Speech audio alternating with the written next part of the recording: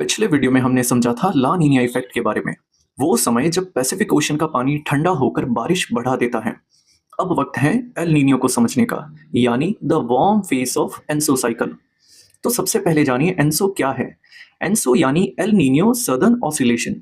ये एक बड़ा ओशियन एटमॉस्फेयर सिस्टम है जो इक्वेटोरियल पैसिफिक ओशियन और एटमॉस्फेरिक प्रेशर पैटर्न के बीच के रिश्ते को बताता है।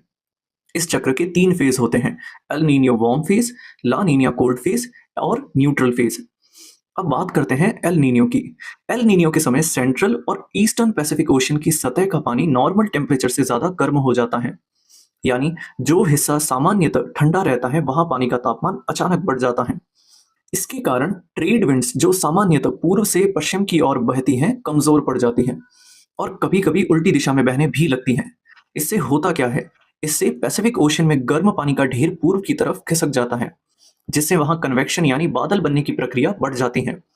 और वेस्टर्न पैसिफिक रीजन जैसे ऑस्ट्रेलिया, इंडोनेशिया और भारत के आसपास सूखा पड़ने की संभावनाएं बढ़ जाती हैं। यानी एल नीनियो के दौरान बारिश का केंद्र पश्चिम से पूर्व की ओर खिसक जाता है। अब देखते हैं इसका इंडियन मानसून पर असर।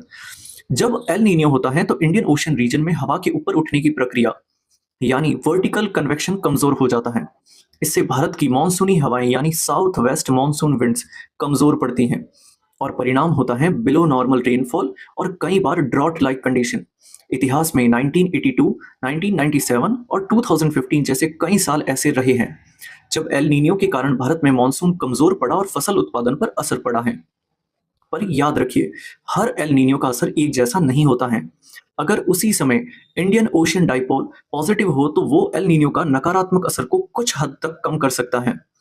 तो सरल शब्दों में, एल नीनियो यानी वो स्थिति जब पैसिफिक ओशन का पानी गर्म हो जाता है जिससे हवा के पैटर्न और बारिश के क्षेत्र बदल जाते हैं और इसका सीधा असर भारत के मानसून पर पड़ता है।